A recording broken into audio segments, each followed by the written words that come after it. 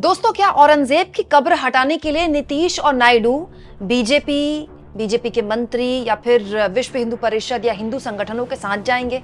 ये सवाल अजीब लग सकता है, लेकिन ये सवाल अब उठाया गया है उद्धव ठाकरे की तरफ से।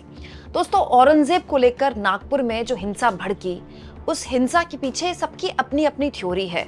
मुख्यमंत्री के पद में बैठे हुए देवेंद्र फडणवीस, जिनके पास पूरी की पूरी पुलिस है, पूरा गृह विभाग है, वो इसके पीछे साजिश का एंगल तलाशते हैं। मतलब कितना फनी और कितना हास्यास्पद है और कितना चिंताजनक है महाराष्ट्र के जनता के लोगों के लिए कि डबल इंजन सरकार में, जहां केंद्र में भी आपकी सरकार, राज्य में भी आपकी सरकार, मुख्यमंत्री भी आपका, पुलिस भी आपकी, वहां कोई इतनी बड़ी साजिश रच लेता है और आपको कानो कान खबर नहीं होती है। वहीं दूसरी ओर दोस्तों, सरकार के मंत्री नीतीश राणे जैसे लोग लगातार खुलेआम भड़काऊ बयान दे रहे हैं, लगातार दे रहे हैं, और उनका कोई बाल भी बाका नहीं कर पा रहा है। ये इस बात की तस्दीक करता है कि बीजेपी चाहती है कि ये जो पूरा का पूरा मामला उठा है अभी उड़ता रहे।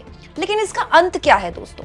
बीजेपी ये जो कर रही है, इसकी रणनीति के तहत क्या वो नीतीश कुमार या फिर चंद्रबाबू नायडू को खो देगी, या फिर बीजेपी को एक्चुअली में फर्क ही नहीं पड़ता कि नीतीश नायडू इस मामले में सोचते क्या है, क्योंकि अब बीजेपी के लिए इसके अलावा कोई विकल्प नहीं है। इस वीडियो में इसी पर बात करेंगे, लेकिन पहले मैं आपको बता देती हूँ कि उद्धव ठाकरे ने इस मामले में तंज कसते हुए क्या कहा है।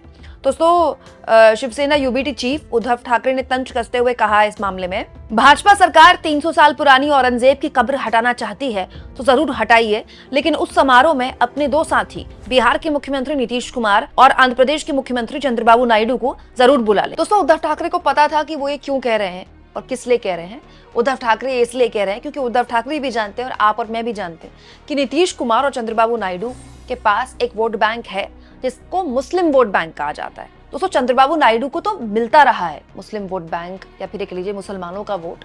बाकायदा आपको याद होगा जब लोकसभा चुनाव नए मोदी जी जीते थे 2024 में, तो चंद्रबाबू नायडू के बेटे ने तुरंत चुनाव जीतने के बाद ही मुस्लिम आरक्षण पर बयान दे दिया था कि मुस्लिम आरक्षण आंध्र प्रदेश में जारी रहेगा, और चंद्रबाबू नायडू के बेटे की तरफ से लगातार इस तरह की बयानबाजियां आ रही थी। हालांकि उसके बाद चंद्रबाबू नायडू के तेवर तल्ख उतने नहीं दिखे, क्योंकि वो तो हर महीने अब दिल्ली पहुंच रहे हैं और नायडू का मिशन क्लियर है। नायडू को बहुत फाइनेंशियल मदद चाहिए।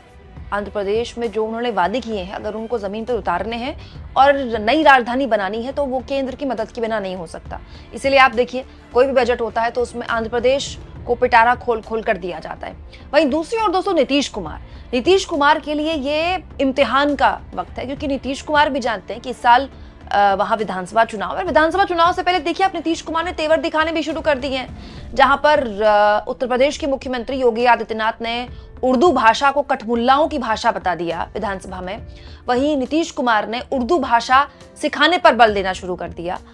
उर्दू भाषा वहां के सरकारी और गैर सरकारी एम्प्लॉय सीखेंगे बाकायदा, और सरकार सिखाएगी। दोस्तों, जब ऐसा आदेश नीतीश कुमार की बिहार सरकार ने जारी किया तो बीजेपी का लोगों ने मजाक उड़ाना शुरू कर दिया। दोस्तों, आप नीतीश कुमार की पूरी पॉलिटिक्स देखिए, वो बीजेपी के साथ ही लगातार सरकार चलाते आए हैं। तेजस्वी यादव के साथ तो उन्होंने 2 बार बहुत छोटा टेन्योर चलाया, लेकिन बीजेपी के साथ सरकार चलाते हुए भी वो अपनी सो कॉल्ड सेक्युलर छवि को कैरी करते रहे हैं। लेकिन तब वाले बिहार में और अब वाले बिहार में बहुत फर्क आ चुका है।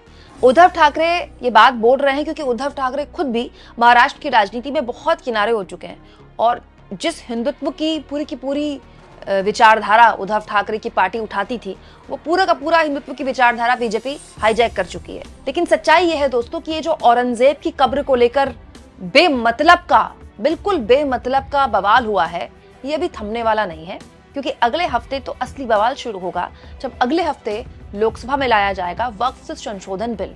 दोस्तों, ये जब पहली बार लाया गया था तो तब नीतीश कुमार और चंद्रबाबू नायडू ने सरकार से कहा था कि आप इसको जेपीसी में भेज दीजिए। फिर सरकार ने जेपीसी में भेजा और वहां पर भी बहुत जल्दबाजी की गई, और उसके बाद जेपीसी के बाद अब संसद में वापस से ये बिल भेजा जाएगा। मतलब ये बताता है कि सरकार इस बिल को लेकर बहुत ही ज्यादा हर हाल में चाहती है कि बिल पास हो जाए, और सरकार के लिए बिल पास कराना कोई बहुत मुश्किल बात नहीं है, क्योंकि उसके पास एनडीए लोकसभा में जोड़कर और राज्यसभा में जोड़कर भी उसके पास बहुमत है। वो आसानी से बिल पास करा लेगी। विपक्ष इसमें हंगामा करेगा, विपक्ष इसमें अपनी मौजूदगी दर्ज कराएगा। हाँ, लेकिन अगला हफ्ता नीतीश कुमार और चंद्रबाबू नायडू के लिए देखने वाला होगा। हम भी देखेंगे, उनकी पूरी पॉलिटिक्स भी अगले हफ्ते से तय होगी कि नीतीश और चंद्रबाबू नायडू इस पूरे मामले में क्या करने वाले। देखिए, चंद्रबाबू नायडू और नीतीश कुमार सरकार के अंदर हैं, वो जानते हैं कि सरकार हर हाल में ये बिल पास करवाना चाहती है। साथ साथ में दोस्तों नीतीश और नायडू ये भी जानते हैं कि ये जो हिंदू मुस्लिम पॉलिटिक्स हद से ज्यादा बढ़ गई। आप देखिए पिछले 6 महीने में तो ये ऐसा लग रहा है कि ये खत्म ही नहीं हो रहा है, लगातार ये होगा भी नहीं, क्योंकि ये बात अब बीजेपी के समझ में आ गई कि इसके अलावा कोई विकल्प नहीं है। लोगों को ये लगा था दोस्तों कि मोदी बहुमत खोएंगे तो ये हिंदू मुस्लिम पॉलिटिक्स खत्म हो जाएगी, लेकिन एक्चुअली में उल्टा हुआ है। संघ और बीजेपी की बात समझ में आ गई है कि लगातार एक माहौल बनाए रखना है देश में, लगातार एक इनसिक्योरिटी रखनी है बहुसंख्यक समाज में, कि अल्पसंख्यक समाज की वजह से बहुसंख्यक समाज में खतरा मंडरा रहा है, एक अदृश्य खतरा। और इसका बीजेपी को फायदा हुआ है, हरियाणा में फायदा हुआ है, महाराष्ट्र में फायदा हुआ है। हाँ, लेकिन ये बीजेपी का फायदा है। इस फायदे में नीतीश और नायडू अपने आप को कहां देखते हैं? क्योंकि चंद्रबाबू नायडू के पास अभी वक्त है, लेकिन 5 साल बाद तो उनको चुनाव में जाना है ना। और चंद्रबाबू नायडू अगर जीत कर आए हैं तो इसमें उनका बहुत बड़ा हाथ है, मुस्लिमों ने उनको वोट दिया है। चंद्रबाबू नायडू क्या उस वोट बैंक को खोने को तैयार है? क्योंकि अगर वक्फ संशोधन बिल पास होता है तो ये साफ संकेत वो देते हैं कि वो सरकार के साथ है इस बिल को पास कराने में। हालांकि दोस्तों महाराष्ट्र में जो कुछ भी हो रहा है, अगर आप महाराष्ट्र के पत्रकारों को गौर से सुने तो ये भी बताते हैं कि महाराष्ट्र में देवेंद्र फडणवीस का उभार हुआ है। संघ देवेंद्र फडणवीस को बहुत पसंद करता है और संघ के अंदर भी एक मंथन चल रहा है कि मोदी के बाद कौन। दोस्तों हुआ क्या था कि वाजपेयी जब चुनाव हारे थे तो एक वैक्यूम पैदा हो गया था बीजेपी में, और उस वैक्यूम की वजह से बीजेपी 10 साल तक सत्ता से गायब रही। और वो वैक्यूम ऐसा पैदा हुआ कि बीजेपी नेतृत्व नहीं दे पाई। जिस तरह का नेतृत्व, राष्ट्रीय नेतृत्व उस वक्त बीजेपी के पास था, सुषमा स्वराज भी थी, अरुण जेटली भी थे, लेकिन वो कोई जन नेता नहीं थे। बहुत शानदार बोलते थे लेकिन वो जन नेता नहीं थे। गुजरात से निकलकर नरेंद्र मोदी आए, वो अपने दम पर आए, कॉर्पोरेट उनके साथ था। आरएसएस तब भी नहीं चाहती थी कि नरेंद्र मोदी पीएम उम्मीदवार बने। आरएसएस ने कोशिश की कि किसी भी हाल में वो पीएम उम्मीदवार नहीं बने, लेकिन कार्यकर्ताओं का दबाव, मोदी का एक उस वक्त ऑरा बिल्कुल नए तरीके का ऑरा था, और कॉर्पोरेट का समर्थन कि मोदी यहां तक पहुंच गए। लेकिन अब आरएसएस वो गलती दोबारा नहीं करना चाहती। आरएसएस चाहती है कि ये जो मोदी के बाद कौन वाला वैक्यूम है ये मोदी के रहते ही भर दिया जाए। और देवेंद्र फडणवीस उनके एक बड़े लाडले चेहरों में से एक है। देखिए देवेंद्र फडणवीस अगड़ी जाति से आते हैं, देवेंद्र फडणवीस पढ़े लिखे हैं, अंग्रेजी स्पीकिंग है, और अगर आप देवेंद्र फडणवीस का पूरा करियर देखें, राजनीतिक करियर, तो हाल के 1-1.5 साल के अंदर ही वो इतने घोर सांप्रदायिक बयान देने लगे हैं। देवेंद्र फडणवीस का इससे पिछला जो कार्यकाल था उसमें इस तरह की पॉलिटिक्स उनकी तरफ से नहीं देखी गई।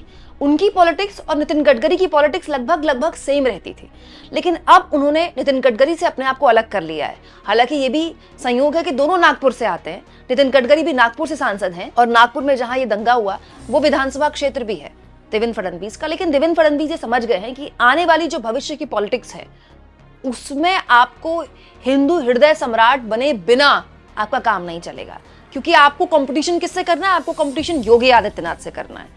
और योगी आदित्यनाथ एक ऐसा चेहरा है जिनको भले ही आज संघ सपोर्ट कर रहा हो, लेकिन संघ भी जानता है कि Yogi Adityanath end of the day एक ऐसे नेता हैं जो किसी की सुनने वाले नहीं, वो अपने हिसाब से काम करते हैं। और संघ एक एक्सपीरियंस ऐसे नेता का, नरेंद्र मोदी के नाम का, ऐसा झेल चुका है, तो वो एक एक्सपीरियंस जो झेल रहा है वो दोबारा नहीं झेलना चाहेगा। तो ये जो सब कुछ हो रहा है महाराष्ट्र में, ये बीजेपी की अंदरूनी पॉलिटिक्स भी इसके लिए बहुत हद तक जिम्मेदार है कि मोदी के बाद कौन वाली जगह हर कोई फिल करना चाहता है। कोई यूपी में है जो फिल करना चाहता है, कोई महाराष्ट्र में है जो फिल करना चाहता है, उधर असम वाले भी फिल करना चाहते हैं, हेमंत बिस्व शर्मा, उनके बयान भी देखिए आप।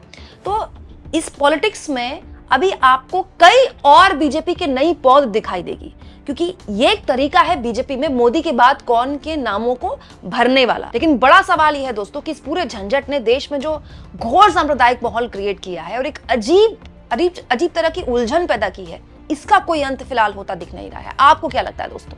कमेंट बॉक्स में जरूर लिखें, और जितना हो सके चैनल को शेयर करें, सब्सक्राइब करें, और थैंक्स और ज्वाइन के ऑप्शन से अगर आप चाहें तो कुछ आर्थिक मदद भी चैनल की जरूर करें।